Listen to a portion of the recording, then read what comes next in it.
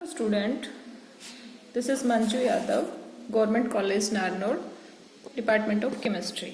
आज का हमारा टॉपिक है acidic strength of carboxylic acid. Student, carboxylic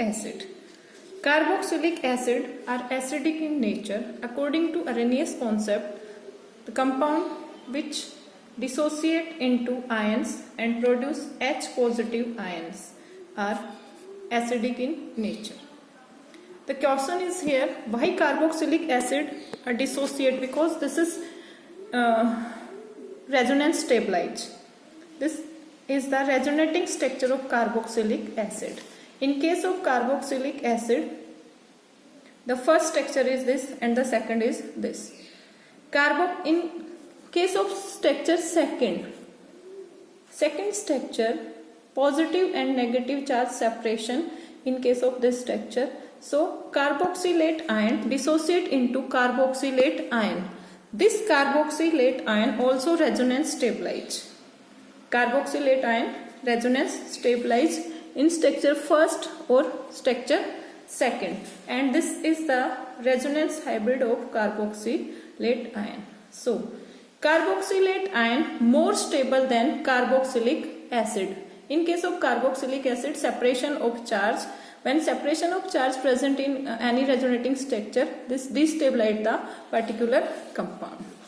So carboxylic acid, after dissociation, it's produce H positive ion. So this is acidic in nature.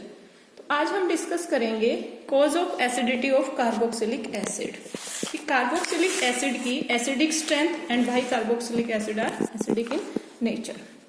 हम carboxylic acid की acidic strength को practically calculate करते हैं in the form of Ka value. Ka value is concentration of product and divided by concentration of reactant. Greater the value of Ka, stronger will be the acid. जितनी Ka की value high होती जाएगी उतना acid की strength strong होती जाएगी।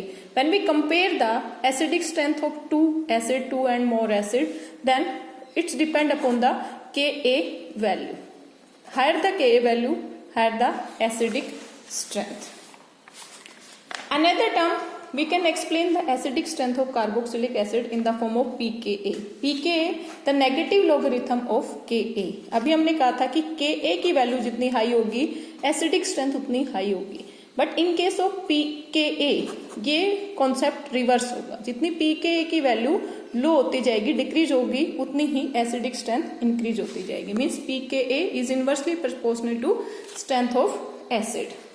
Okay, then अब acidic strength पे सब्स्टिट्यूएंट का इफेक्ट क्या होगा? Effect of substituent on the acidic strength of carboxylic acid, कि उस कार्बोक्सिलिक एसिड के साथ कार्बोक्सिलिक एसिड जो हमारे पास कार्बोक्सिलिक एसिड है उसके साथ ये जो ग्रुप अटैच है इसका नेचर कैसा है, ये सब्स्टिट्यूएंट कैसा है, इस ग्रुप का, इसको हम G से डिनोट करें, इसका नेचर कैसा है, उसके ऊपर उसकी एसिडिक स्ट्रेंथ डिपेंड करती है।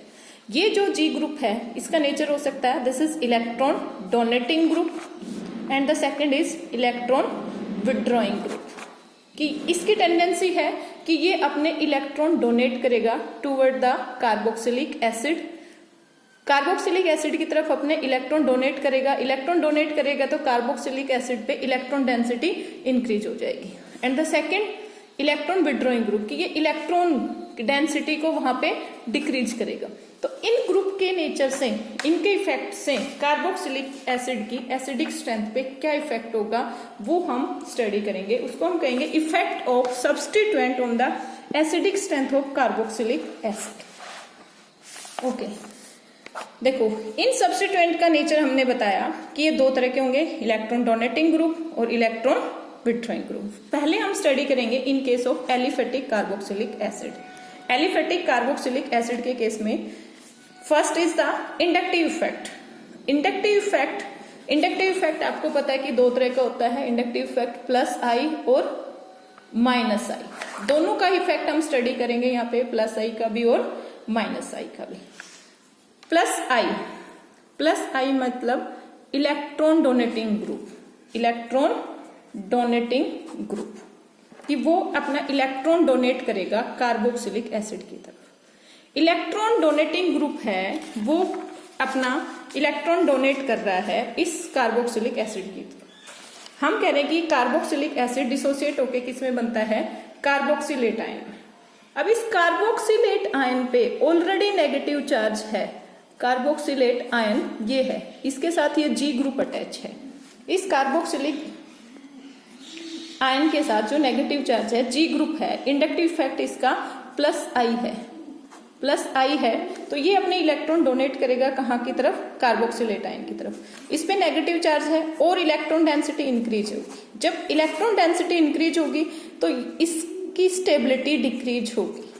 When increase the electron density on carboxylate ion, decrease the stability of this carboxylate ion. जब इस कार्बोक्सिलेट आयन की प्रोबेबिलिटी स्टेबिलिटी डिक्रीज होगी तो इसकी बनने की प्रोबेबिलिटी भी डिक्रीज होगी, मीन्स इसका डिसोसिएशन के रेट डिक्रीज होगा। इसका मतलब इसकी Ka वैल्यू डिक्रीज होती जाएगी। एसिडिक स्ट्रेंथ को हम किसके बेस पे एक्सप्लेन कर रहे थे, on the basis of Ka value. तो इसकी एसिडिक स्ट्रेंथ डिक्रीज होगी, Ka की वैल्यू डिक्रीज होगी, इट मीन्स इसकी एसिडिक स्ट्रेंथ डिक्रीज होगी। सो जब हम कह रहे हैं कि इसमें इंडक्टिव इफेक्ट +I होता है, +I effect increase the negative charge on the carboxylate ion and destabilize तो मीन्स उसकी एसिडिक स्ट्रेंथ भी डिक्रीज होगी। In case of electron donating group या in case of +I group decrease the acidic strength of carboxylic acid. इसमें हम एक बहुत ही कॉमन एग्जांपल लेते हैं, compare the acidic strength of formic acid, acetic acid and another higher carbon acid. हम देखते हैं कि the acidic strength of formic acid is greater than acidic strength of acetic acid. Why? In case of formic acid the substituent the attached group is H hydrogen, and in case of acetic acid this group is methyl group, means alkyl groups, and the alkyl groups are +I effect group. जैसे इसका +I group का nature बढ़ता जाएगा, acidic strength भी बढ़ती जाएगी। H जो ना तो इलेक्ट्रॉन डोनेटिंग है ना इलेक्ट्रॉन विड्रॉइंग ग्रुप है, तो इसके कंपेरेटिवली यहाँ पे क्या है, electron donating group. Electron donating group है तो इसकी एसिडिक स्ट्रेंथ इसके comparatively due to the +I effect of this CH3 decrease the acidic strength of this. अब दूसरा हमने लिया है यहाँ पे मिथाइल की जगह पे इथाइल ग्रुप ले लिया, इसकी एसिडिक स्ट्रेंथ और भी डिक्रीज होगी क्योंकि इसका +I इफेक्ट और ज्यादा इंक्रीज होगा। जितना +I इफेक्ट इंक्रीज होगा उतनी ही उसकी एसिडिक स्ट्रेंथ डिक्रीज होगी। ओके, अब नेक्स्ट लेते हैं हम -I या इलेक्ट्रॉन विड्रॉइंग ग्रुप। बच्चों जब हम इलेक्ट्रॉन विड्रॉइंग ग्रुप लेंगे, ये जो कार्बोक्सिलिक एसिड डिसोसिएट हुआ है कार्बोक्सिलेट आयन में, H पॉजिटिव आयन में। अब इस कार्बोक्सिलेट आयन के साथ ये जो ग्रुप है ये इलेक्ट्रॉन विड्रॉइंग ग्रुप है। इसकी टेंडेंसी है इलेक्ट्रॉन को अपनी तरफ लेना, अपनी तरफ लेगा, देन इट्स इंटेंसिफाई द इस negative charge and increase the stability of this carboxylate ion. जब कार्बोक्सिलेट आयन की स्टेबिलिटी इंक्रीज होगी तो उसकी एसिडिक स्ट्रेंथ भी इंक्रीज होगी। When we compare the acidic strength of acetic acid and the chloroacetic acid, we know chloroacetic acid is more acidic than acetic acid. Why? In case of acetic acid, the CH3 group +I effect. But in case of chloroacetic acid, chlorine is -I. -I, then it's intensify the negative charge and increase the stability of this carboxylate ion and increase the acidic strength of this particular compound. When we compare the monochloro, dichloro and trichloro, जितना electron withdrawing group increase होता जाएगा उतनी उसकी acidic strength भी increase होगा। इन case of this trichloro acetic acid is more acidic then dichloro and dichloro is more acidic then monochloro. Okay, अब हम electron withdrawing group का नेचर चेंज करते हैं। इसमें फ्लोरो, देन क्लोरीन, ब्रोमीन और आयोडीन। जैसे जैसे इसका इंडक्टिव इफेक्ट इंक्रीज होता है, जितना हायर इंडक्टिव इफेक्ट होगा उतनी उसकी एसिडिक स्ट्रेंथ ज्यादा होगी। Okay, in case of this is fluorine, chlorine and bromine, iodine. Okay, तो out of 4 example, fluorocarboxylic acid is more acidic than chlorocarboxylic acid and chloro is more acidic than bromo, and the least is iodocarboxylic acid. It's depend upon the inductive effect of the relative functional group. Then next होता है effect of position of this electron withdrawing group, कि हमें ये तो पता है कि electron withdrawing group acidic strength को इंक्रीज करता है। ओके, अब वो ग्रुप किस पोजीशन पे प्रेजेंट होगा तो उसका क्या इफेक्ट होगा। देखो, इन case of this example first में हम बात करें तो ये है अल्फा कार्बन पे, क्लोरो ग्रुप किस पे प्रेजेंट है, अल्फा कार्बन पे प्रेजेंट है।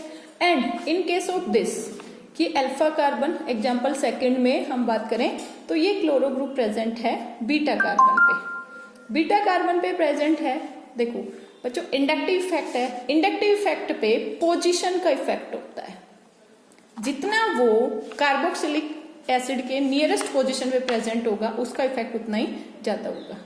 इन case of first example, this chloro group present at alpha position, means उसके नियरेस्ट कार्बन पे प्रेजेंट है, तो इसका इफेक्ट हाईएस्ट होगा। इसमें सेकंड कार्बन पे प्रेजेंट है। अगर ये थर्ड कार्बन पे प्रेजेंट हो, हम इसका एग्जांपल ऐसे ले कि इन प्रेजेंस ऑफ दिस, इसका इफेक्ट नेगलेक्ट हो जाएगा, क्योंकि इंडक्टिव इफेक्ट जो है बच्चों 3 पोजीशन के बाद उसका कोई इफेक्ट नहीं आता। तो हम इनको अगर बात करें, the first example first is more acidic then second and the second is more acidic then third, क्योंकि इंडक्टिव इफेक्ट है। इंडक्टिव इफेक्ट जो पोजीशन का भी इफेक्ट होता है, जितनी नियरेस्ट पोजीशन पे होता जाएगा उतना ही उसका इफेक्ट होता जाएगा।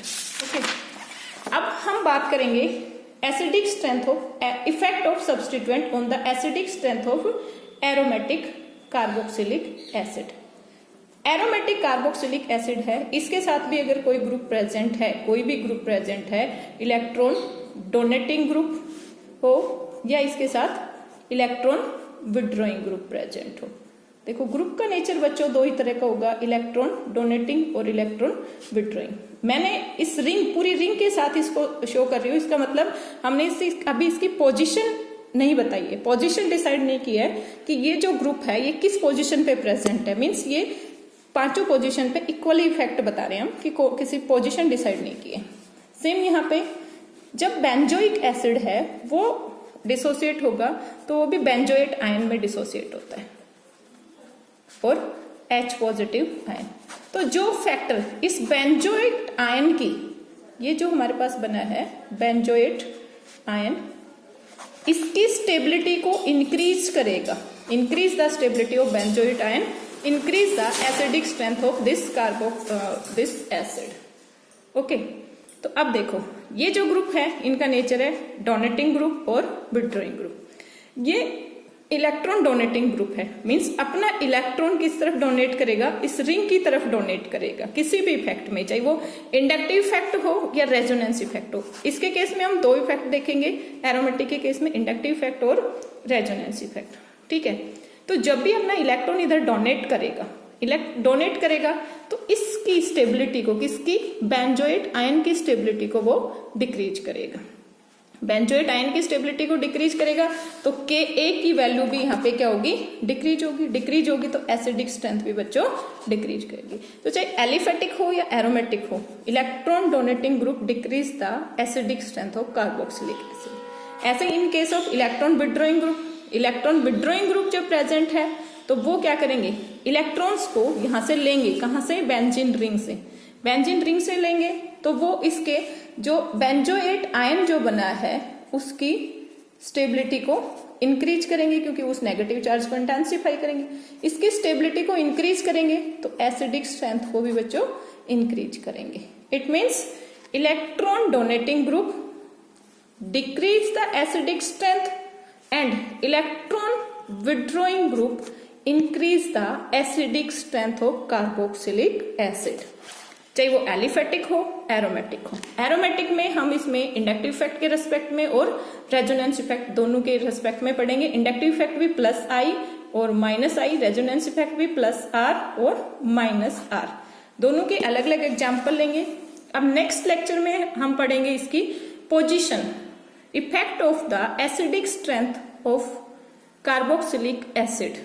किसका effect, position of the substituent, कि जो सब्स्टिट्यूएंट यहाँ पे प्रेजेंट है उसकी पोजीशन का क्या इफेक्ट होगा, वो हम नेक्स्ट लेक्चर में पढ़ेंगे।